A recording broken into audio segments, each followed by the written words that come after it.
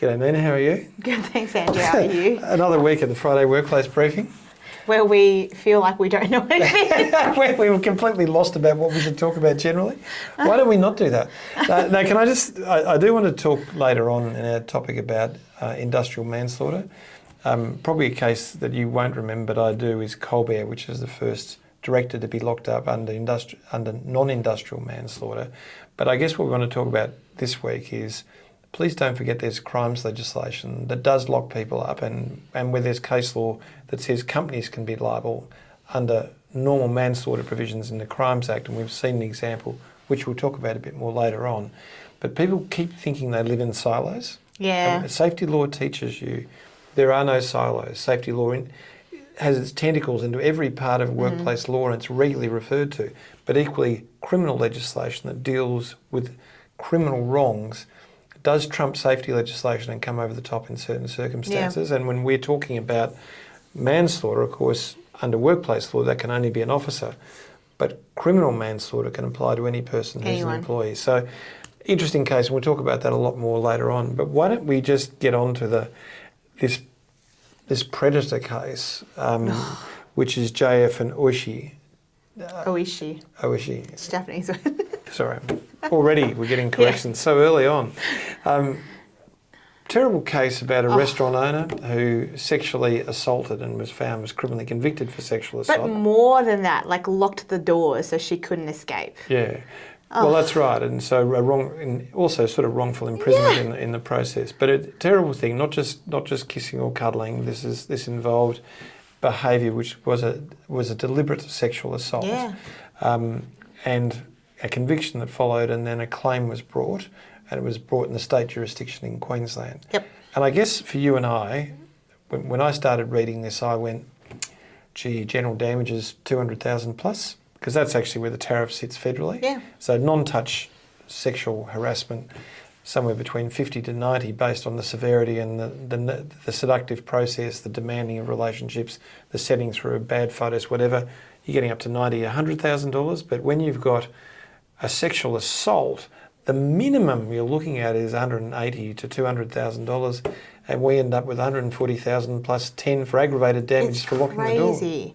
Yeah, it's absolutely crazy given like people are pursuing cases through court and getting much higher damages for, I'd arguably say, lesser horrific conduct. Yeah, and I think, we do have a bit of a problem in the Queensland jurisdiction that the awards are inclined to be lower, and I'm not saying it's a boys' culture out loud, but I did, didn't I? Yes. But it seems to be much more forgiving of conduct. If this happened in New South Wales or Victoria, we would have seen. Yeah. Can I just say, 20 years ago, there was a sexual assault case, a police sexual assault case, where the award was over $200,000, and that's before the massive tariff change in Oracle and Richardson 7 or 8 years ago. So I think this is terrible conduct which we need to acknowledge as practitioners and say, this is still happening, it's terrible, but what I would say is the tariff here, I will be surprised if it's not appealed. Yeah. But in Queensland, I'm not sure that'll do much good. Whereas in New South Wales or Victoria,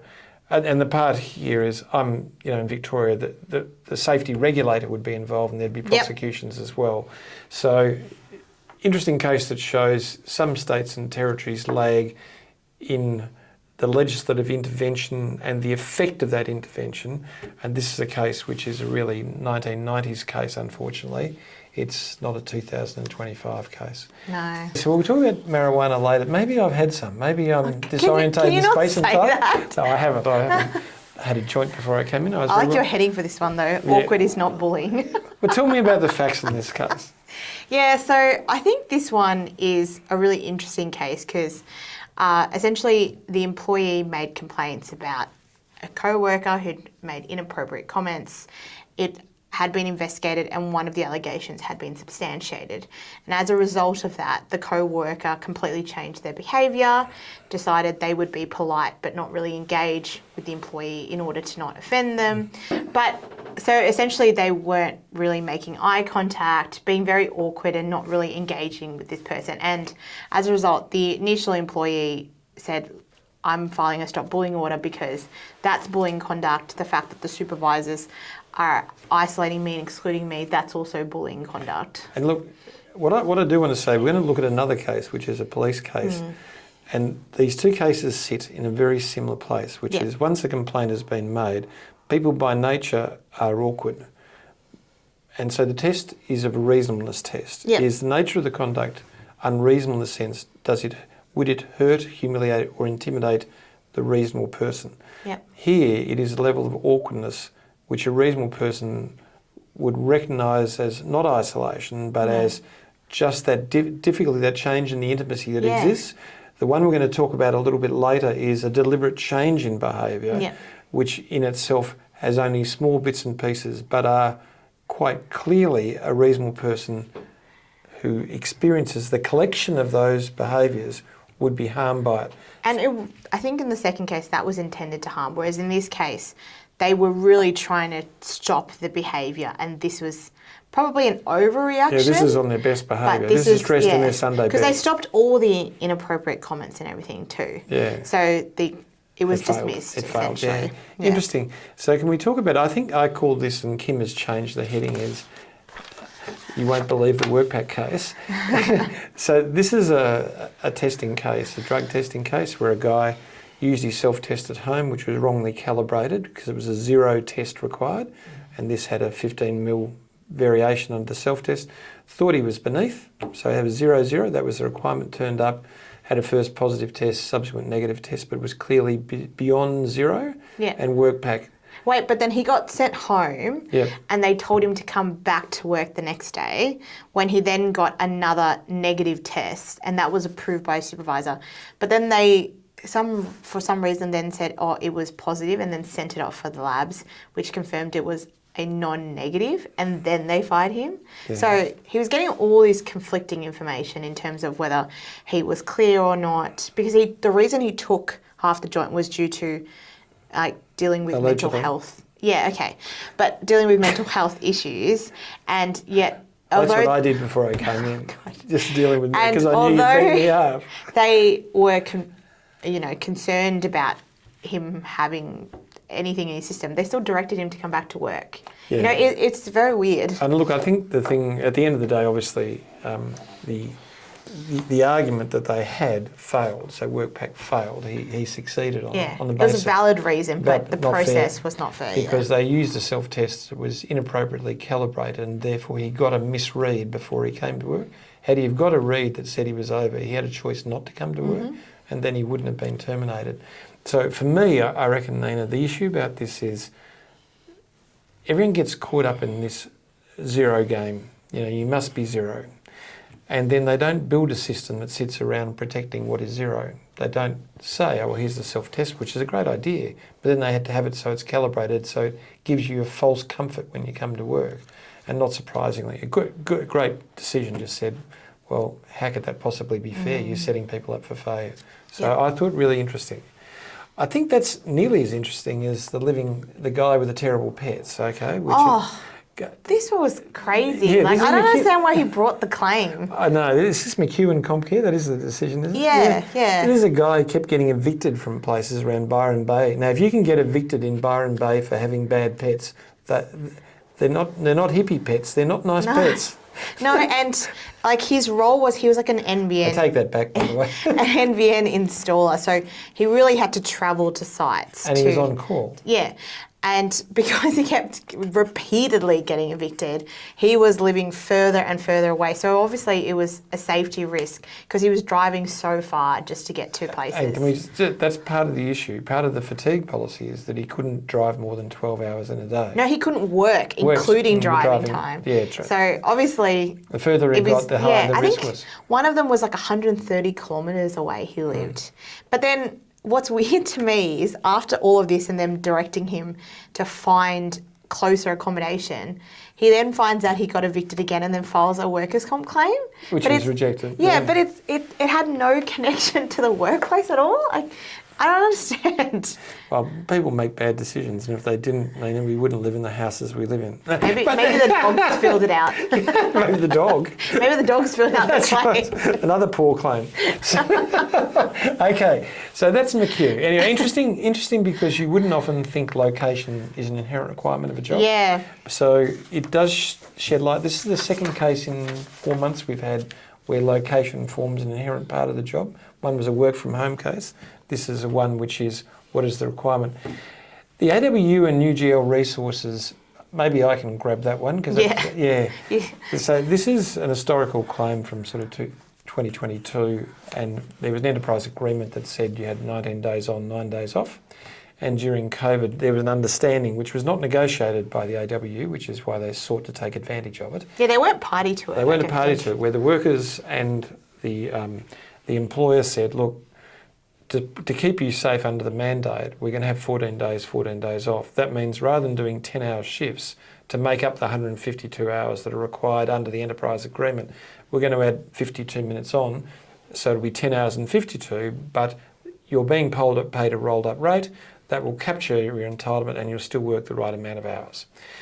And the AWU, being the organisation it is, sought to benefit from this and argue that that was actually overtime and to ignore the intention and purpose and that it did comply with the obligations under the enterprise agreement. Yeah, they were trying to get some kind of shift, what was it called, shift charge? Yeah, they were over cycle rates? Yeah, they were trying to get over Which cycle not rates, applicable. which is not applicable. But I think the nice part about this judgment is this was an incredibly opportunistic thing to bring by the AWU. They got caned at every level in it, and they should probably have been caned because people do stuff for a legitimate and lawful purpose to achieve a fair outcome, and opportunism should not be a place in workplace law. And it's really the sort of low watermark that the unions have got to recently is rather than actually be pursuing legitimate interests, they seek to derive a benefit out of something which is mutually agreed for a purpose of health and safety. I thought it was pretty low-grade behaviour myself, and I'm glad the court thought the same. Next case is an interesting case of Safe Work and Menai Civil Contractors. WorkSafe actually bought... Menai was a contractor to a principal contractor to do some bridge works. The principal contractor also provided another organisation to provide workers. One of those workers failed in climbing up without a harness, fell over and got severely injured. And Menai were the person who were obligated to supervise and manage, and they originally charged under Category 2 offence, which had some particulars around that, around the serious nature of harm that could have occurred. And a deal was done in respect of that, but then WorkSafe continued to prosecute the more serious elements as aggravating features under the lower offence. So, which you can't do. Which you can't do. And I guess when Nina and I chat to you about when we're off doing plea bargaining where we're working, one of the things we continue to remind, we're still having problems with WorkSafe Victoria in this respect at this very moment as we speak, is they continue to want to hold on to the serious elements of a charge to try and use it as leverage, particularly in the statement of facts that sit behind. And this is a lovely case to remind us all, when you're doing plea bargaining, particularly from a higher offence to a lower offence, be incredibly careful of the statement of facts, because WorkSafe and other regulators will continue to leave the aggravating features and conclusions that form part of a serious matter in the lesser offence. Mm-hmm. So a refreshing judgment, and for you and I, it's our daily bread and butter of what we try and do. And despite it being absolutely 101 law, the regulators continue to resist. So interesting times. I reckon the next case, which is, we often don't realise as we bring contractors onto site and we give them directions in relation to the nature they do their work, that those directions have a legal effect. We don't see it often we see it often in safety law, because in safety law everyone is 100% liable for their actions. But we see it play out particularly in common law cases, and I think Mason, Lennard and Belfrin is a really good example. Yeah, I think it was really You interesting. want to talk about it a bit? Yeah, so essentially the Canberra Institute of Technology had hired removalists to remove furniture, but when they got there, their facilities manager put in place restrictions about how things could be moved. So they couldn't open the doors of the skip bins and they weren't allowed to park their truck a certain way, which meant that in order to get rid of the furniture, they had to throw it. And so the supervisor of the removalists complained to his manager and said it probably wasn't feasible and not safe, and the manager directed him to just do it anyway. Yep. So he elected to throw a 1.8 metre desk. 30 kilograms. Yeah, and obviously in doing so twisted his back and his leg collapsed and he got very seriously injured, and I think he's got a permanent long-term disability. So it was about who is liable and how to apportion it. And the damages were very significant too. I mean, it's not they were well over $1 million in damages that were ordered, but what happened is they were apportioned 50-50 is my recollection. Yes, that's right. Yeah, and I think it was like 1.2 mil. Yeah, I guess the issue for this is, had this been safety law, and this is what Nina was saying to me before, then both organisations would have been personally liable. And I suspect so would have the person who gave the direction and the people who acted upon the direction. So not just the companies, but the individuals would have had liability. Particularly the manager who just said, go ahead anyway. Yeah. Because COT in this case tried to rely on the rule that the removalists were the experts, so they should have known how to do it safely and try to get out of that way. But I think if you're deliberately obstructing the safe operation, really the remover's only choice would be to stop the work. Yeah, and can I say in the safety law, unquestionably, the Canberra Institute would have been liable, as would have the whatever manager was, whatever he was called, the manager, the facilities manager. Facilities manager for giving an unlawful direction in relation to how work can be done. Yeah. Because I think Chief Justice Spiegelman in the New South Wales Court of Appeal once said safety law is about stopping stupid people doing stupid things. Yeah. If you create a situation where people will do stupid things, you have to understand at your direction you have created the liability. So common law case, interesting case, sort of set of facts, but in our world, in the safety world, there would have been 4 people there and they all would have been in trouble. So 2 companies and 2 individuals. We talked about the workplace bullying case a little bit earlier. This is George. You hinted at this case. Yeah, George and the State of New South Wales, a police case. Talk me through the facts of that. Yeah, so very weird, I think, this case, because to begin with, the policeman had a back injury and his supervisor was super supportive, permitted him to attend, medical appointments, everything like that. But then there was an incident where a police car was seen speeding and the supervisor thought it was the police officer in question. He wasn't sure if it was him or not because he couldn't remember, but he paid the fine anyway. But it was that incident that just switched things. And then the supervisor from then on treated him very coldly, wouldn't really acknowledge him. Medical appointments. Yeah, it just became super inflexible and it led the police officer to feel very uncomfortable and he ended up leaving and caused psychological damage, and he tried to find another job, but because of his psychological damage from this one, he wasn't able to and it's undertake interesting, the work. in the discussion that followed in this case, so this is another common law case, what the judge said, and this is not a safety lawyer, so this is a common law judge, talking about bullying, said that each individual event in itself was unremarkable, but the collection of them, and that goes to the heart of what bullying is. Yeah. And what Nina, and psychological hazards. Yeah, and this is what Nina and I were chatting about before. Bullying doesn't require an intention, okay? But where someone is awkward trying to adjust and their behaviour is benign but causes an individual to feel uncomfortable, that is most definitely, it's on the edge of a psychological head, it's at a very low level, but it definitely can't be bullying. Yeah. But where someone does something which is repeated and is unreasonable, and the actions of saying you can go to a doctor's appointment during working hours, saying you can't, is an example of talking to you the day before, now not talking to you, not because a complaint's been made, just because I attribute something to you. That is unreasonable because it could hurt, humiliate, intimidate a reasonable person, and it did cause harm and it made them unsafe at work. Yep. So you can see how bullying plays out, and this is a great juxtaposition of 2 cases which show where the line in bullying is. Again, $1 million worth of damages here. There's a very significant harm that's been done. And I guess people don't understand bullying is at the end of the spectrum of Yeah. bad behaviour. Yep. The impact of bullying is very significant. All of us have experienced it in school or some time in our life, and we remember that feeling, but this is in your job. Yeah, and I think that's like a really common misunderstanding. Like when people start to say, I've received a complaint of bullying, they just focus on that, not realising it's been like an escalation. And had you addressed the earlier psychosocial hazards, then you wouldn't get to the bullying That's part. right. But waiting till someone comes to you with a complaint is already too late because the harm has been caused. And this is our three buckets, isn't Yeah. it? When we say, when you look at a psychological hazard, prevention, before the hazard materialise, what you do, knowledge, skill, development of leadership, reward recognition, that sort of area. Yep. Second bucket, oh my God, the hazard has materialised and there's a risk of harm. Intervene and stop it at the earliest stage you see it. That's what the law requires you to do. But when we get to the stage damage is done, we end up here. We end up at a common law claim.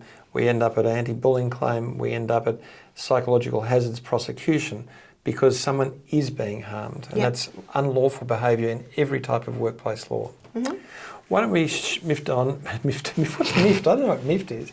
Why don't we move on to the next... I think you're trying to do move and shift. Sure, I was trying to move and shift at the same time, and I contracted that. Yeah. Okay, so we're going to mift on to industrial manslaughter, and we're going to... Well, really manslaughter.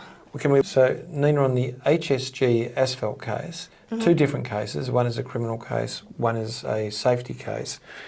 We've seen, not for the first time, but a mixture of jurisdictional responses. We're seeing safety law responding at one level to breaches of safety law, and we're seeing Crimes Act response to individual criminal behaviour by an individual. Can you walk me through the facts of it? Yeah, I think this case will be familiar to a lot of the listeners because we talked about it years ago because it's just taken so long for them to finalise. But it was the really crazy case where they were drinking after work. One of the employees operated a skid loader and was... Skid loader?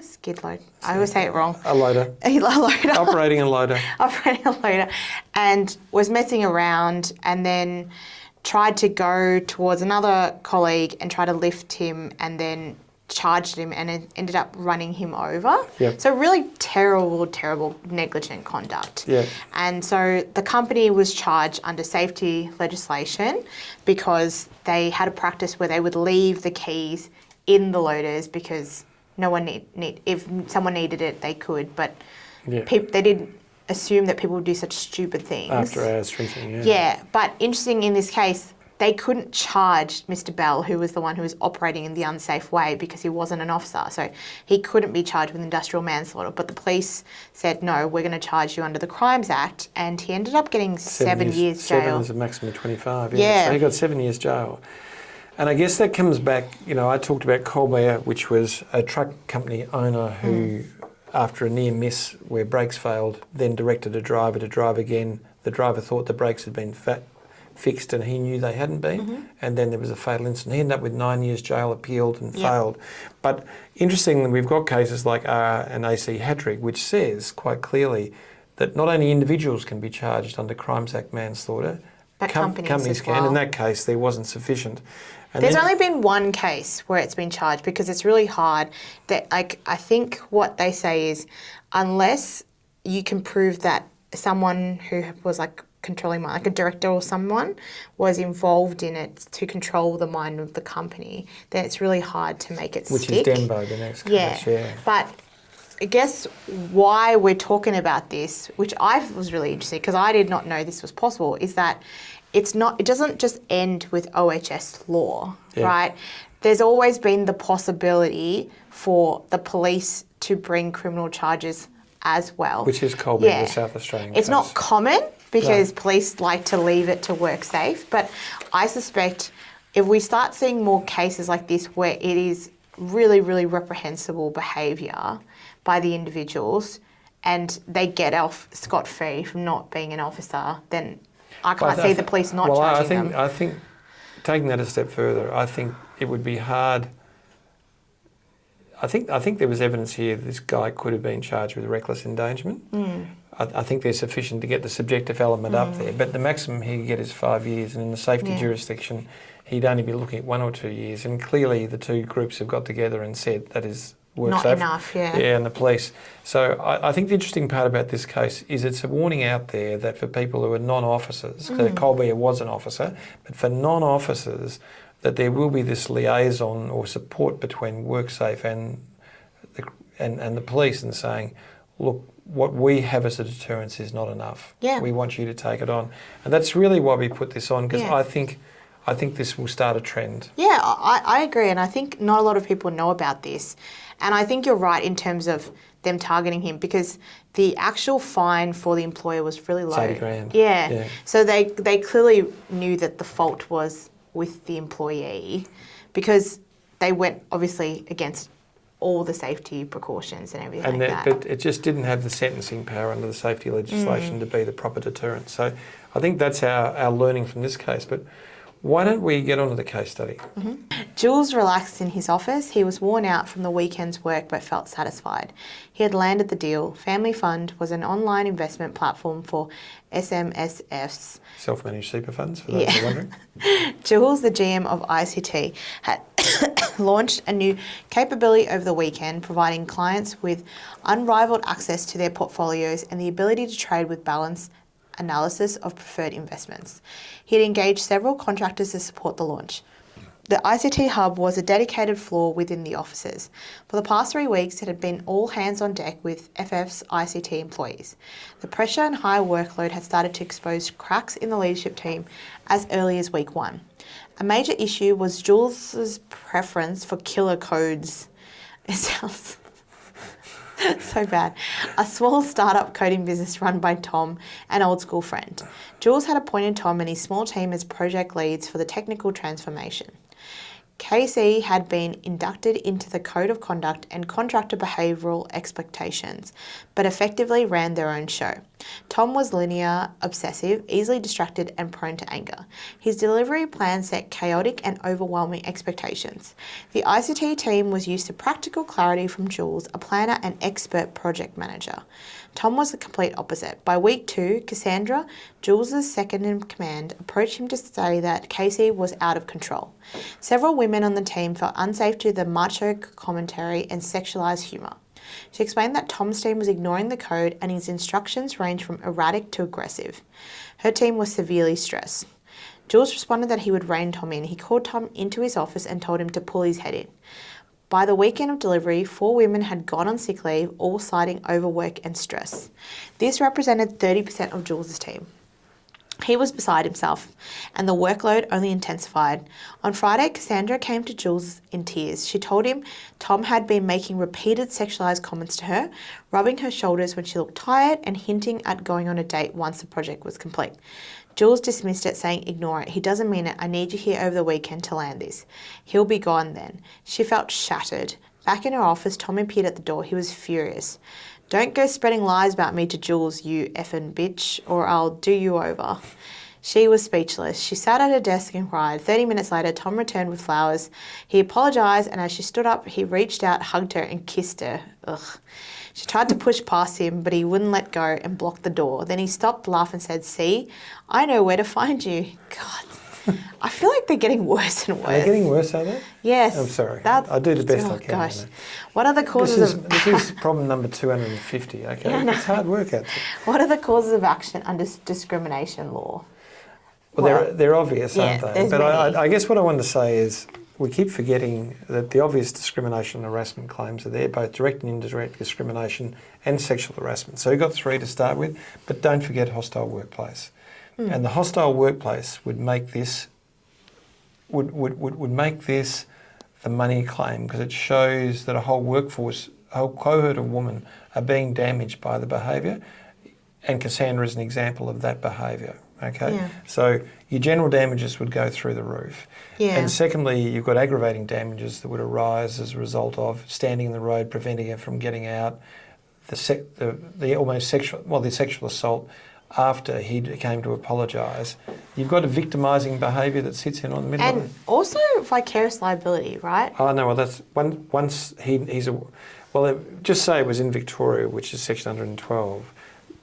At that stage, unless you can show you've done things to absolutely prevent it. Which they haven't. Yeah, and now under the Commonwealth legislation, the positive duty, you'd bring this under Commonwealth legislation every day of the week. A, because the Commonwealth jurisdiction is much more generous in its damages, and secondly, it attributes very quickly. So you're right.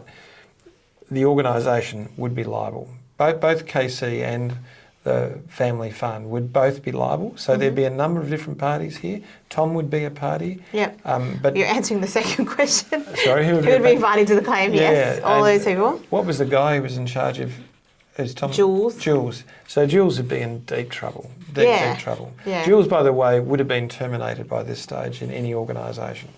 So you've got to understand the impact here is much broader than just parties legislation.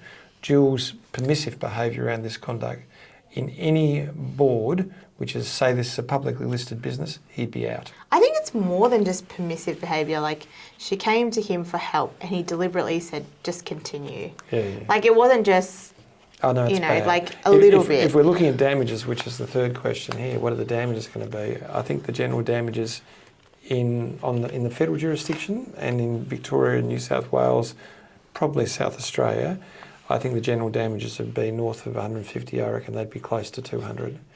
Okay, and I think the aggravating damages around the blocking of exit and stuff, again, $20,000 to $30,000. So it's a very large general damages claim. Has there been a breach of safety law? If so, well, let's answer that first. Yeah. Yeah, definitely. So, by the way, there is, probably for question one, there is also, even though Cassandra is still employed, her treatment is also general protections breach because she raised an issue of safety and he ignored the safety question. Yeah. So well, she made complaints. Yeah. And so there's a risk if she brought that claim, but that's not the money claim. That's not the claim you'd bring, but it's an easier claim because of the reverse onus. Well, she could still bring the discrimination claims under general protections too. Yeah, she could, but it's just not where the money sits. Yeah. So definitely safety breaches. So firstly, the psychosocial hazards, they were clearly being overworked and lack of support, all of that. But also the sexual harassment is the big one. Yeah, and I think the important part about that is Jules is right in the gun on that. Oh, yeah. So I think I think you've got reckless endangerment sitting in there. So you've got a risk of known serious harm. Yeah. And Jules ignored that. Yep. And I think... And actually directed her to go back and take more risk. And I think what's important is, like, in this case, which is very common in a lot of real life cases, you can see Jules is not intending to cause her harm, right? He's dealing with his own psychosocial hazards, which is very common in, like, management.